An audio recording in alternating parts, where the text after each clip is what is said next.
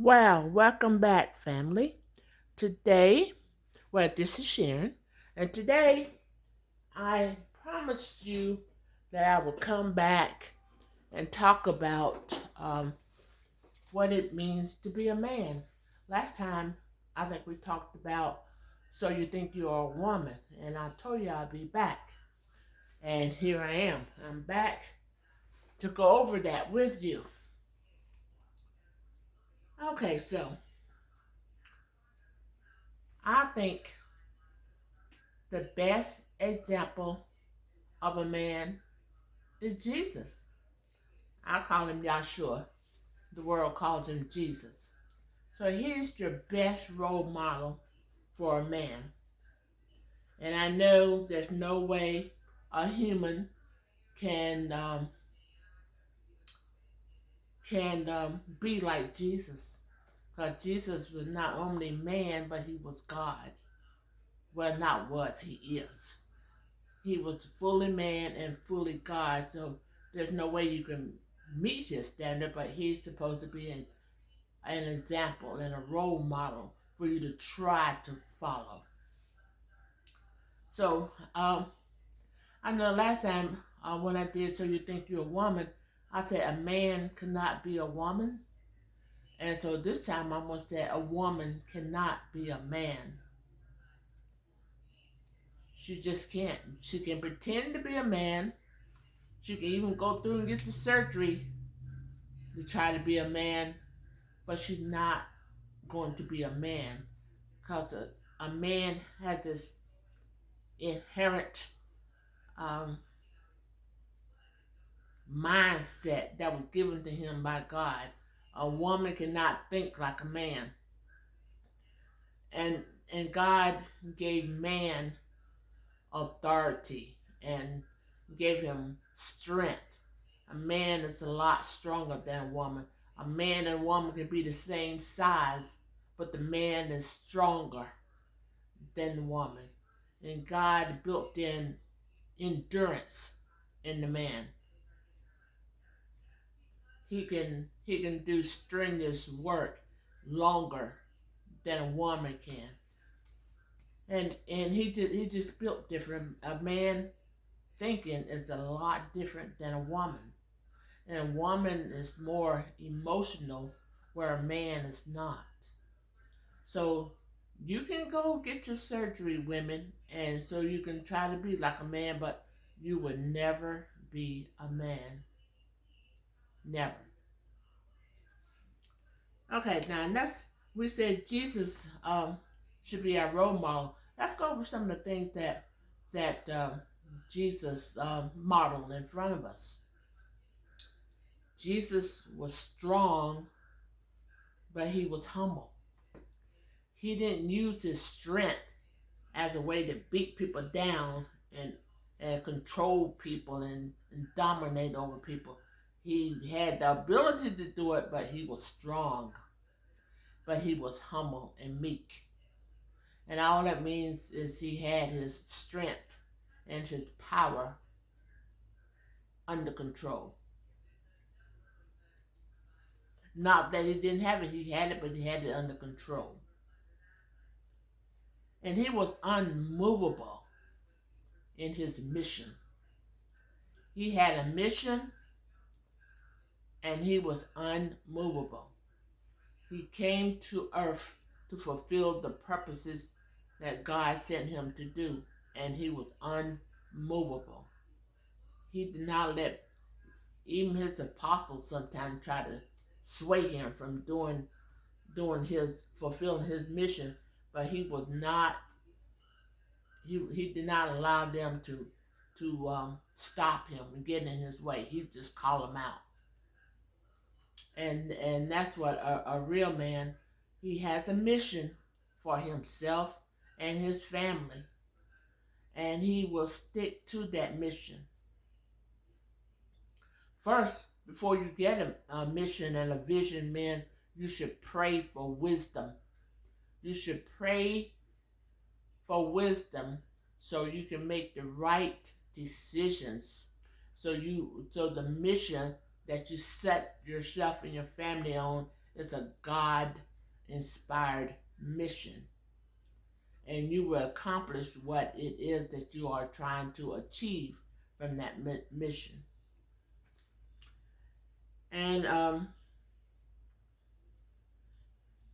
Jesus, like I said, he was strong, but he was gentle, he was loving, and he was compassionate and giving. He he tried. A lot of people followed him, but a lot of people fought him. But he tried to give them an example of what it means to love and get along with everyone, and to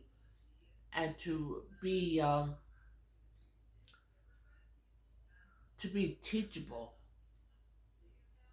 He tried to teach them the will and the ways of God, but a lot of people would not let him. And he was only trying to help them. He's trying to give them a better way of doing things. He tried to put them into the will of God, so God's protection and grace will come upon them, so they wouldn't have to suffer so much as they did back when he walked the earth. He tried to teach them the right way to live, and they fought him at every turn. And he was a teacher. He was a teacher. He taught the principles of God. He did miracles. He used that as one of his teaching methods by doing miracles, and he taught about those things. Then he did miracles to show those things.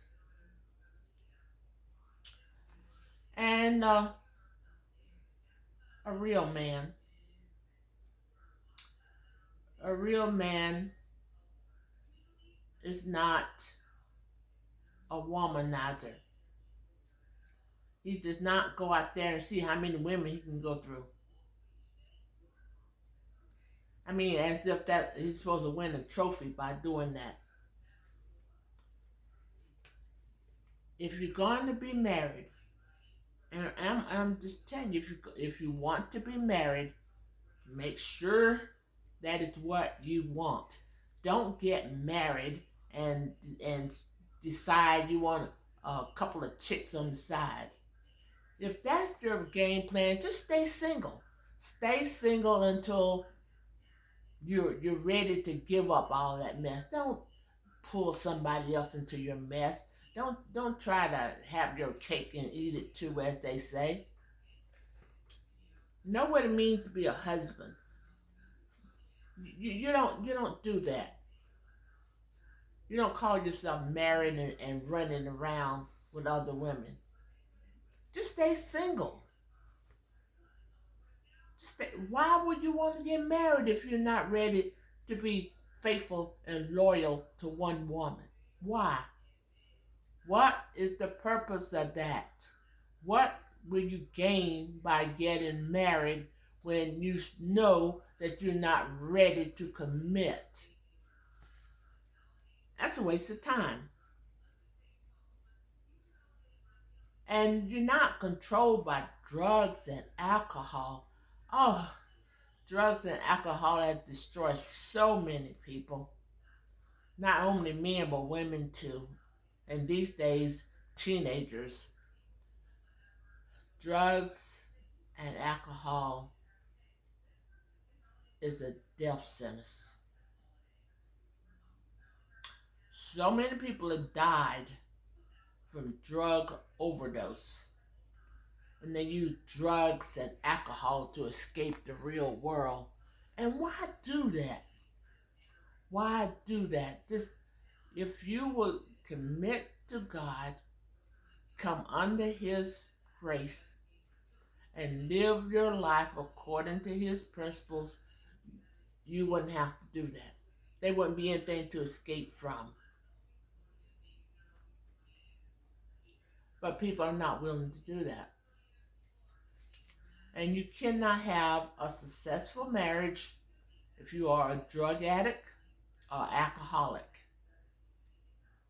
There's no way There's no way you can be a husband or a wife, but today we're talking about the husband. So we talked about the ladies a few days ago. Today we're talking about the husband and the man. You cannot have a successful relationship, successful family, if you are drug and alcohol addictive, because your main thoughts, your main ambition is to get more drugs and more alcohol. If you're not drinking, then you're thinking how you go get it. You're thinking how you go get the money to get it, and you're out chasing it instead of being at home. If you're a husband, instead of being at home with your family, protecting them, providing for them, you taking the money that you're supposed to provide for them with and spending it on drugs and alcohol. And who's gonna take care of your family? How you gonna pay your bills? How you gonna keep a roof over their heads? How you gonna keep food in the house? How you gonna clothe them? And how you gonna keep transportation for them? You can't, because all your money going to drugs and alcohol. So do yourself a favor. If you're a drug addict or alcoholic, don't get married, because it's gonna end in disaster. And you're gonna bring children into this world. And why? You can't take care of children if you're out there on drugs and alcohol. So don't do that. Stay single and continue on your suicidal mission until you maybe a light goes off one day and you decide this is not for me. If not, then the end result's not going to be good for you. Um,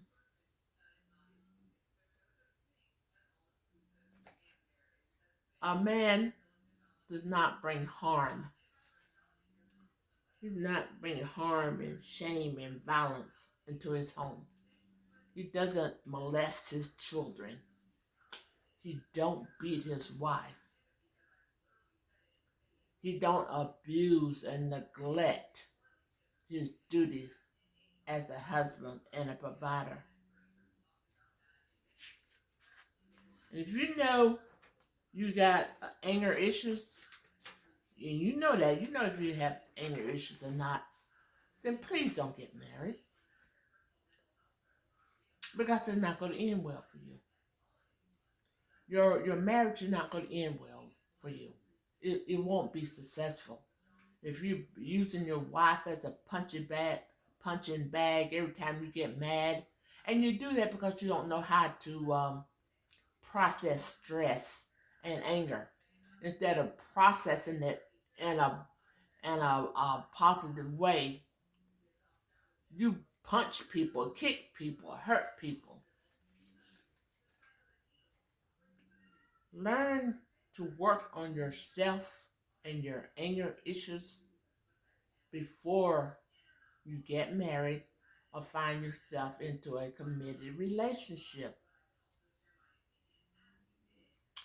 Because your relationship will not end well. It will not be successful. Even though the woman may be so afraid of you that she stays with you, but neither one of you are going to be happy. You're not going to be happy. She's not going to be happy. The kid's not going to be happy. And you're going to spend your whole entire life in an unhappy, unproductive relationship. Never knowing the full joy and the pleasure that you could have had if only you would have let Jesus be your role model and your example.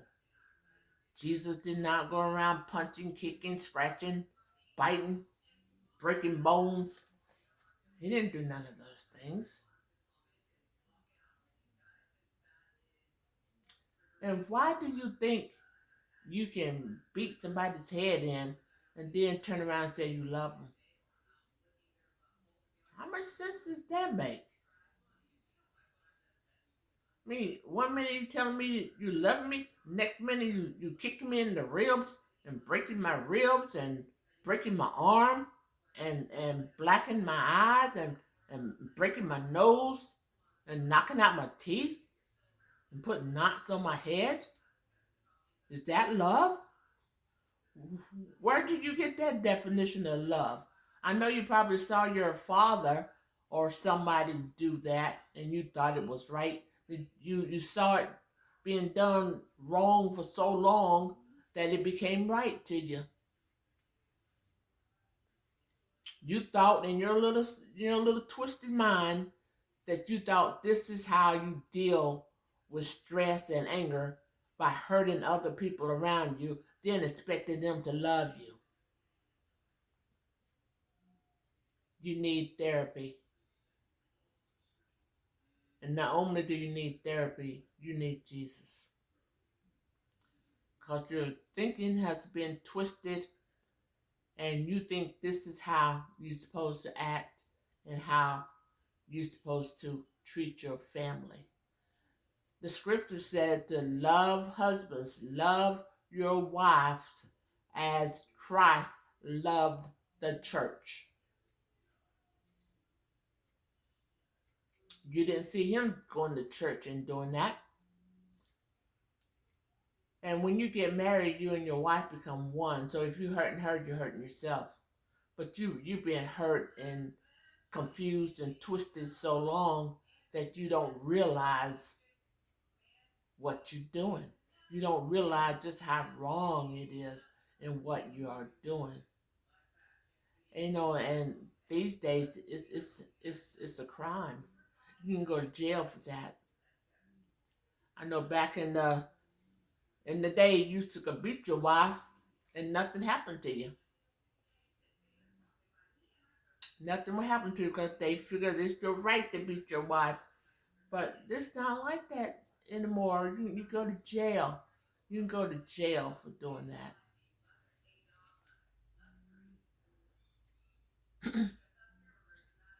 And it's not worth it. I mean, if you feel like punching some, um, go take a walk. Go take a jog. Uh, go do something. Go do something instead of putting your hands on people and hurting them. Go release that energy and that stress. Release it in another way. Have some kind of activity you like to do. I mean, just do something other than something that's stupid.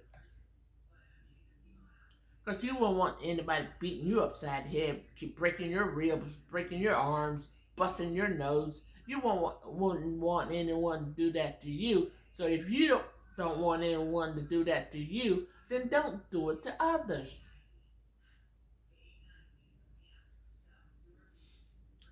And for God's sake, have a plan for your family. Have a plan for your family. Um, Before you get married, you and your wife should sit down and discuss all these things that you want for your family. Discuss what you want to do with your life and how you want your life to look. And share that with her and see if she's on the same page with you. If you're in a relationship and your wife is not on the same page with you, then that's not your partner. Get somebody that's willing to take on your vision with you to help you accomplish those things. And what do I mean by a vision? Just making a plan for your life. Plan on the things that plan on buying a home, plan on how many children you want, plan on your retirement fund, plan on what kind of education you want your children to have. Just have a plan. Don't just fall through life and whatever happens happens. That's not the way to live. That's not the way to guide your family. A family needs structure. They need structure. They need rules. So if you don't have rules, you won't have anything to follow, right? And the man is supposed to be the spiritual head of the home. It's a man's job to teach his children spiritual principles. You should have nights where you have devotion, where the TV don't come on. You gather together. You talk about. You read the scriptures and you talk about scriptures and you show children the right way to live. You're the spiritual head of the home, and you're the head of the household. And that's why there's so much chaos out here in the world. Men are not taking the lead of their home. They disappearing. They're not in the home, and women are raising the children on their own, and the boys start rebelling at a certain age, and women do not know how to raise a man. They don't know how to teach them. Because women and men are different. God made them that way. And it's the man's job to teach his boys how to be men. But how you gonna do that if you out here running the streets or in prison? How you gonna do that? Who gonna raise that boy for you? Who gonna teach him how to be a man? That's why there's so much chaos in single family homes. There's so many um, dropouts from school and so much violence, teen violence. It's a mess. And where are the real men? I mean, if you are going to go out there and have a child, if you will be that trifling where you will not wear a condom and have sex with the woman that you're not even sure she's on birth control pills, on the birth control, and she's probably not, just like you're not, she's not either, but that is so irresponsible of you to go around dropping babies and keep moving and never turn around and think that you need to be in this young person's life, raising them, teaching them, providing for them. Even if you're not married to the woman, you're still supposed to guide them, teach them, spend time with them, and provide for them. And if you're not ready to do that, put a condom on. And if you're not even sure that you want to do that, get a vasectomy. You can, when you're ready to settle down and get married, you can reverse that and you can have children.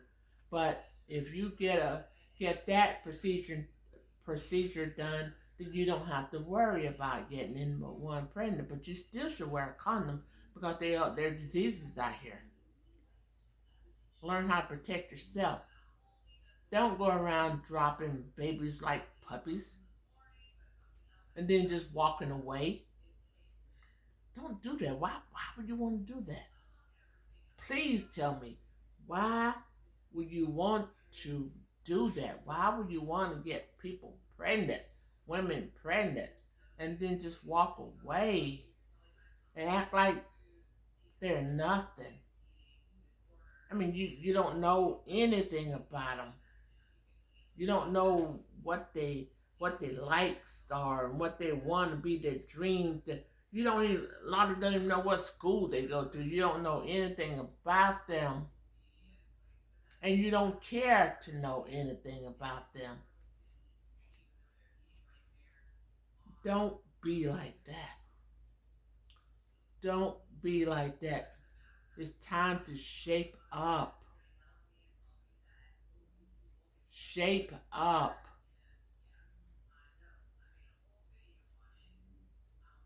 Be responsible. take responsibility for your actions. I mean, this is a person that you are neglecting. This is a person that you are treating like an animal, and that will affect them in the future. Now, a lot of these men I know are in prison. A lot of them drug addicted. So don't they? If you're in prison, you can't be with your family. And if you're drug addicted, you don't have time to be with your family. You don't want to be with your family because that takes away too much time and money. Then a lot of them are dead. A lot of the fathers are dead. And it's a shame that maybe you didn't have anybody to raise you. Maybe you didn't have a man in your life, so you don't know what it's like to be a man. You just following the example of the man that was before you. Maybe your father ended up in prison and didn't take care of you. Maybe your father was a drug addict and he couldn't and wouldn't take care of you. Or maybe your father died. So you didn't have anybody to show you, and you're not even concerned about trying to break that thing. I mean, death is something we don't have any control over. But going to prison and drug addiction and alcohol addiction, those are things we can't control. And participating in criminal activities, those are things we can't control. So if you're not ready to be a man, stay out there in the streets and do what you do. Don't bring an innocent child into this world that have to struggle and looking for approval and looking for leadership and looking for structure, and then no one to give it to them. That's not right. And do believe you will have to give an account of your actions. Maybe not on this earth, but in the end, when you meet your judge, which is God Almighty, you have to give an account for everything you didn't do, everything you said or didn't say. You go give an account for that. And if you die in your sins, then we already know what's going to happen to you. But if you call yourself a Christian, if you call yourself a follower of Jesus, and you do all this crazy, carnal, ungodly things, you are going to give an account for your action. You are going to have to stand in front of God and explain yourself.